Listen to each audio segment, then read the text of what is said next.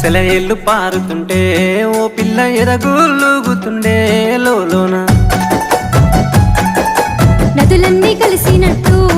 పిల్లగా నవ్వెంత బాగున్నది నీలోన గాజుల సప్పులు గలుగల్లు మోగంగా గజ్జెల పట్టీలు గంతేసి ఆడంగా వరిగడ్డి మోపు ఎత్తి ఓ పిల్ల వయ్యారి నడుము పవే ఈ వేళ